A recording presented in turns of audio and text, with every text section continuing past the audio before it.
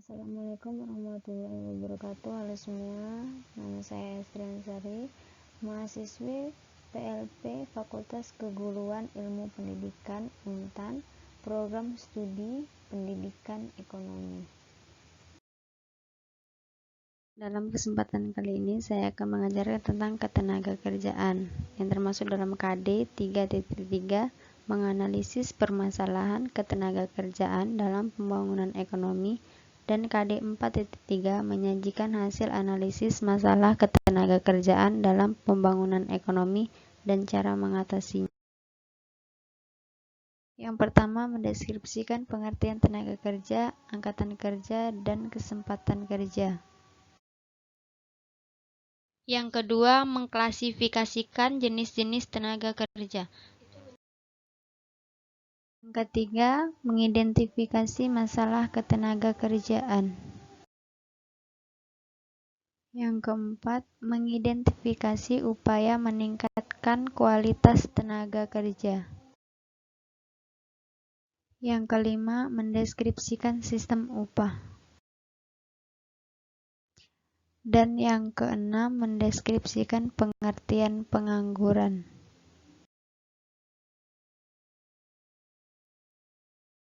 Definisi ketenagakerjaan.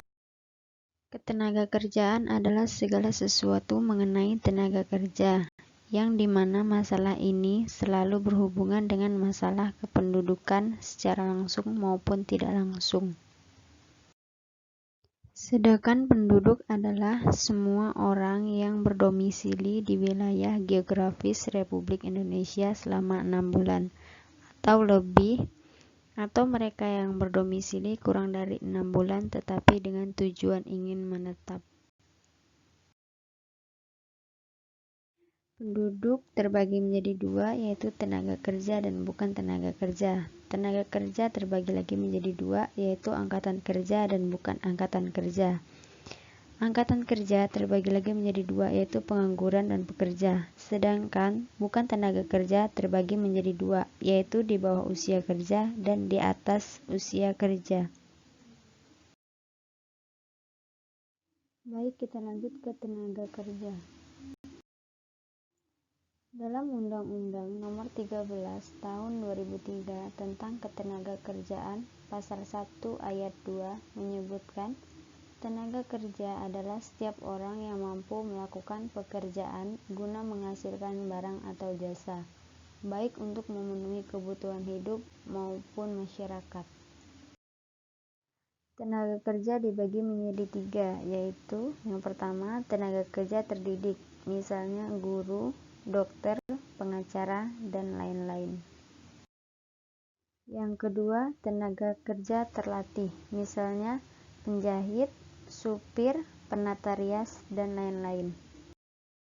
Dan yang terakhir adalah tenaga kerja tidak terlatih dan terdidik, misalnya tukang parkir, buruh, tukang sapu, dan lain-lain. Bukan angkatan kerja. Bukan angkatan kerja adalah golongan penduduk usia kerja yang tidak bekerja, tidak mempunyai pekerjaan, atau tidak sedang mencari pekerjaan. Misalnya anak sekolah, mahasiswa, dan ibu rumah tangga. Sedangkan angkatan kerja merupakan golongan penduduk usia kerja yang sedang bekerja, mempunyai pekerjaan, atau sedang mencari pekerjaan, yang dimana angkatan kerja ini dibagi menjadi dua, yaitu pekerja dan pengangguran.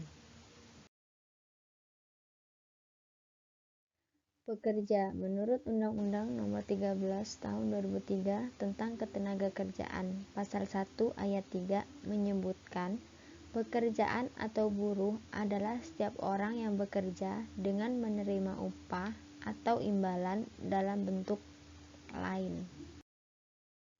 Sedangkan pengangguran, angkatan kerja yang tidak bekerja atau penduduk usia kerja yang sedang tidak bekerja tetapi sedang mencari pekerjaan. Kita lanjut ke bukan tenaga kerja. Bukan tenaga kerja adalah golongan penduduk yang dianggap tidak mampu dan tidak mampu bekerja, meskipun ada permintaan pekerjaan. Yang tergolong bukan tenaga kerja adalah penduduk yang di bawah usia 17 tahun dan di atas 65 tahun, sehingga para lansia dan anak-anak termasuk golongan bukan tenaga kerja. Kesempatan kerja. Kesempatan kerja adalah suatu keadaan yang menggambarkan ketersediaan pekerjaan atau lapangan kerja untuk diisi oleh para pencari pekerja. Kesempatan kerja dibagi menjadi dua. Yang pertama, kesempatan kerja permanen. Kesempatan kerja yang kemungkinan orang bekerja secara terus-menerus sampai mereka pensiun atau tidak mampu bekerja lagi. Yang kedua, kesempatan kerja temporer. Kesempatan kerja yang memungkinkan orang bekerja dalam waktu relatif singkat, kemudian menganggur untuk menunggu kesempatan kerja baru.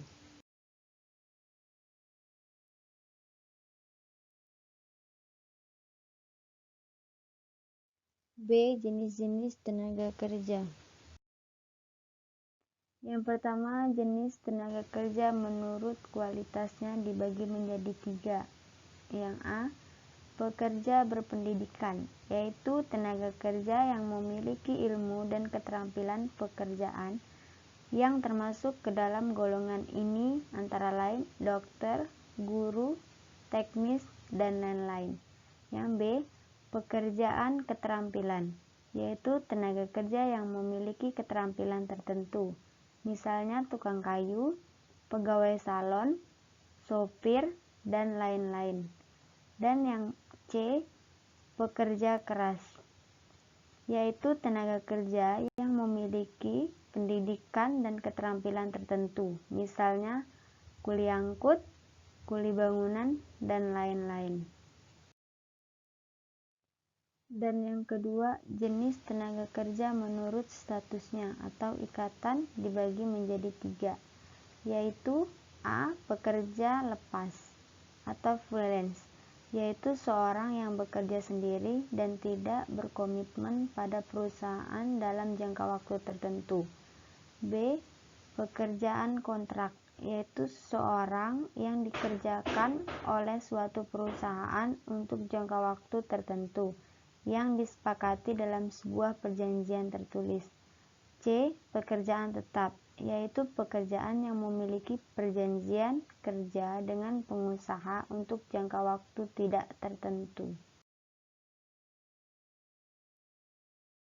Indikator ketenaga kerjaan.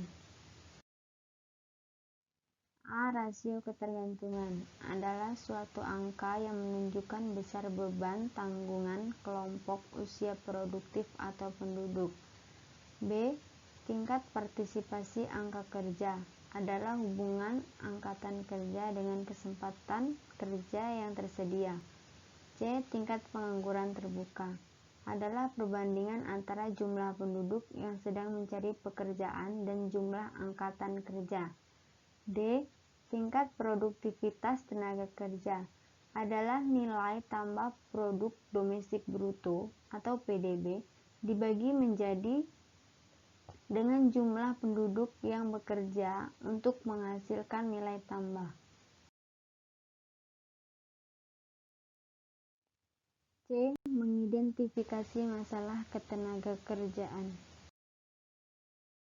1. Mutu tenaga kerja yang masih relatif rendah. Mutu tenaga kerja di Indonesia tergolong rendah. Hal ini disebabkan oleh tenaga kerja muda, tamatan sekolah menengah, dan perguruan tinggi pada umumnya belum memiliki keterampilan dan pengalaman yang cukup untuk memasuki dunia kerja. 2. Jumlah tenaga kerja di Indonesia terus-menerus meningkatkan seiring dengan pertumbuhan jumlah penduduk. Hal ini perlu diimbangi dengan perluasan lapangan pekerjaan. 3. Rendahnya upah yang diterima oleh tenaga kerja karena penawaran tenaga kerja tinggi dan permintaan tenaga kerja rendah, sehingga harga tenaga kerja atau upah tenaga kerja akan rendah. Dengan upah yang rendah, kesejahteraan tenaga kerja dan keluarga juga rendah, dan hal ini akan mengakibatkan pada rendahnya kinerja tenaga pekerja. 4. Angka pengangguran yang tinggi adalah angka yang menunjukkan persentase perbandingan jumlah pengangguran terbuka dengan jumlah angka kerja.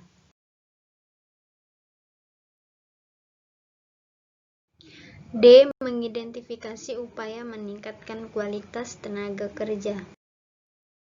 1. Meningkatkan mutu atau kualitas tenaga kerja. Peningkatan kualitas tenaga kerja tidak hanya berkaitan dengan jumlah angkatan kerja yang perlu dididik dan dilatih, tetapi juga berkaitan dengan kesesuaian hasil pendidikan dan latihan dengan kebutuhan lapangan kerja dan persyaratan kerja. Kualitas tenaga kerja dapat ditinggalkan dengan cara sebagai berikut. A. Peningkatan kemampuan tenaga kerja. Peningkatan kemampuan tenaga kerja merupakan cara yang paling banyak dilakukan, baik oleh perusahaan maupun oleh tenaga kerja sendiri. Kemampuan tenaga kerja biasa dilakukan melalui latihan kerja, workshop, lokakarya, dan penataran. B. Pengelolaan prestasi tenaga kerja. Karyawan yang berprestasi harus diberikan kesempatan untuk mengembangkan karirnya. Misalnya, diberikan kesempatan untuk menduduki jabatan yang lebih tinggi dari kedudukan sebelumnya. Dalam perusahaan swasta, dikenal Training of Trainer atau TOT dan latihan kepemimpinan. C. Mengelola fungsi sumber daya manusia. Manusia sebagai makhluk hidup terdiri atas jasmani dan rohani. Maka kebutuhan jasmani dan rohani tenaga kerja harus diperhatikan. Di antaranya, melalui program peningkatan kesehatan secara kualitas mental dan spiritual. 2. Usaha perluasan lapangan kerja yang terdapat dalam negeri, yaitu A. Memberi perlindungan kepada industri di dalam negeri. B. Pembangunan diupayakan dapat menyerap tenaga kerja yang lebih banyak lagi. Yang C. Membantu dan mendorong usaha wira swasta. D. Menyediakan informasi tentang lowongan kerja melalui Kementerian Tenaga Kerja, kantor-kantor pemerintah, dan media massa.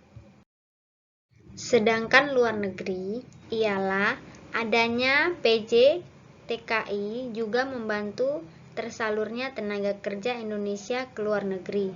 Adanya kesempatan bekerja di luar negeri melalui bursa tenaga kerja internasional akan membantu mengurangi masalah pengangguran di Indonesia. Selain itu, akan meningkatkan devisa negara melalui uang yang dikirim ke keluarga di Indonesia dari tenaga kerja yang berbeda di luar negeri. 3. Penetapan upah minimum.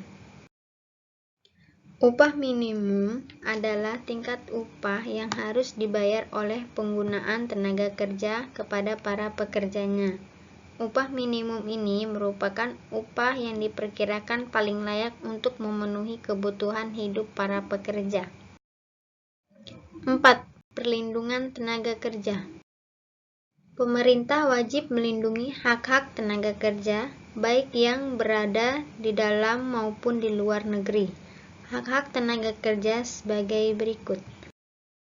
Yang pertama, penghasilan yang memenuhi penghidupan yang layak bagi kemanusiaan. Yang kedua, memperoleh jaminan sosial tenaga kerja. Yang ketiga, memperoleh fasilitas kesejahteraan sesuai kemampuan perusahaan. Yang keempat, memperoleh waktu istirahat dan cuti. Yang kelima, keselamatan dan kesehatan kerja. E. Mendeskripsikan sistem upah. 1. Pengertian upah. Upah adalah pekerjaan atau buruh yang diterima dan dinyatakan dalam bentuk uang sebagai imbalan dari pengusaha atau pemberian kerja kepada pekerja atau buruh yang ditetapkan dan dibayarkan menurut suatu perjanjian kerja. 2. Sistem upah. Ada beberapa macam sistem pemberian upah di Indonesia, yaitu sebagai berikut. A. Sistem upah berdasarkan waktu. Dalam sistem upah berdasarkan waktu, besarnya upah ditentukan oleh lamanya kerja atau berdasarkan satuan waktu. Satuan waktu ini ada yang dihitung per jam, per hari, ataupun per bulan. B. Upah borongan. Upah ini ditentukan berdasarkan kesepakatan bersama antara pemberi kerja dengan penerima kerja. Pada pekerja borongan, biasanya dilakukan oleh beberapa orang dan koordinasi pekerja dipegang oleh pemborong. Dan yang C, sistem bonus. Sistem bonus adalah upah ditambah di luar gaji atau upah sebagai hadiah atau perangsang agar para pekerja mau bekerja dengan lebih baik lagi dan penuh tanggung jawab. F. Mendeskripsikan pengertian pengangguran. 1. Pengangguran.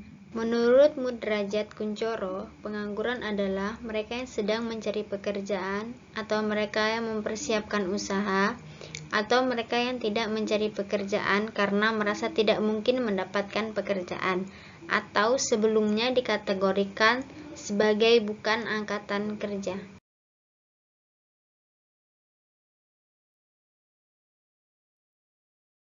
2. Sebab-sebab terjadinya pengangguran.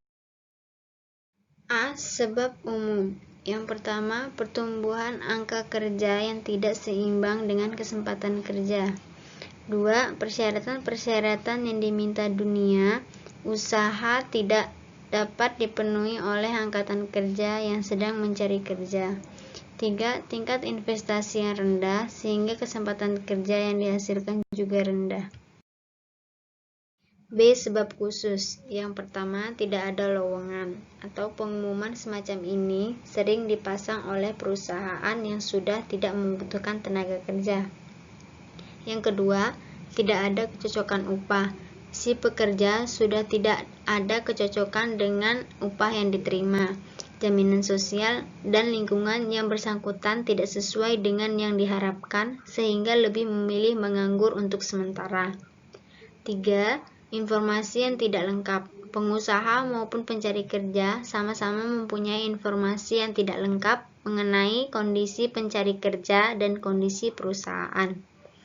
Dan yang keempat, tidak memiliki kemampuan wirausaha. Selama ia memiliki kemampuan wirausaha sehingga ia tidak menjadi pengangguran. Tetapi apabila seseorang sudah tidak dapat bekerja untuk pihak lain dan tidak memiliki kemampuan wirausaha, akan menjadi masalah karena ia akan menjadi pengangguran. 3. Jenis-jenis pengangguran. A. Pengangguran menurut sifatnya. Pengangguran dapat dibedakan menjadi 3 macam, yaitu sebagai berikut.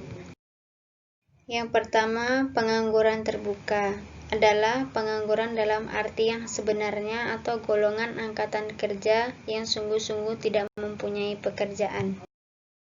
Yang kedua, setengah pengangguran adalah golongan angkatan kerja yang mempunyai pekerjaan tetapi jam pekerjaannya tidak optimum atau bekerja di bawah jam normal, 35 jam per minggu. Dan yang terakhir, yaitu yang ketiga, pengangguran terselubung adalah golongan angkatan kerja yang bekerja lebih dari 35 per jam atau per minggu, tetapi mereka memiliki produktivitas yang rendah atau penghasilan yang rendah.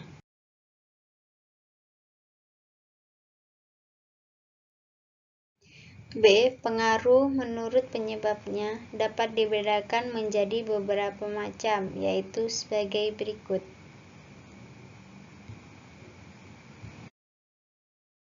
Yang pertama, pengangguran terstruktural adalah pengangguran yang disebabkan oleh perubahan struktur ekonomi suatu negara.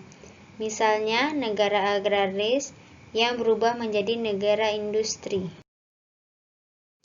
Yang kedua, pengangguran friksional adalah pengangguran yang disebabkan adanya kendala waktu informasi, dan kondisi geografis antara pelamar kerja dan pembuka lamaran pekerjaan. Dan yang ketiga, pengangguran musiman adalah pengangguran yang disebabkan karena menunggu musim. Misalnya, seorang petani menganggur karena menanti musim tanam. 4. Dampak pengangguran. A. Dampak pengangguran dari segi ekonomi. Yang pertama, pengangguran menimbulkan turunnya daya beli masyarakat sehingga akan mengakibatkan keluasan dalam usaha. 2. Pengangguran akan menghambat investasi karena menurunnya jumlah tabungan masyarakat. 3. Pengangguran menyebabkan turunnya produk domestik bruto atau PDB sehingga pendapatan nasional pun akan mengalami penurunan. B. Dampak pengangguran dari segi sosial. Yang pertama, perasaan minder atau rendah hati. 2. Meningkatkan angka kriminalitas. 3. Munculnya pengamen, pengemis, dan anak jalanan. 4. Tingginya jumlah anak-anak yang putus sekolah. C. Dampak pengangguran bagi pembangunan ekonomi nasional. Masyarakat tidak dapat memaksimalkan kemakmuran, menyebabkan pendapatan pajak pemerintah berkurang, dan tidak dapat meningkatkan pertumbuhan ekonomi. 5. Kebijakan pemerintah dalam mengatasi pengangguran. Upaya pemerintah untuk mengatasi pengangguran melalui Kementerian Tenaga Kerja antara lain dengan adanya program padat karya, perkotaan melalui program JPS, program latihan kerja magang, pengarahan tenaga kerja Indonesia termasuk tenaga kerja wanita atau TKI atau TKW ke berbagai negara yang direkrut melalui Perusahaan Jasa Tenaga Kerja Indonesia atau PJTKI.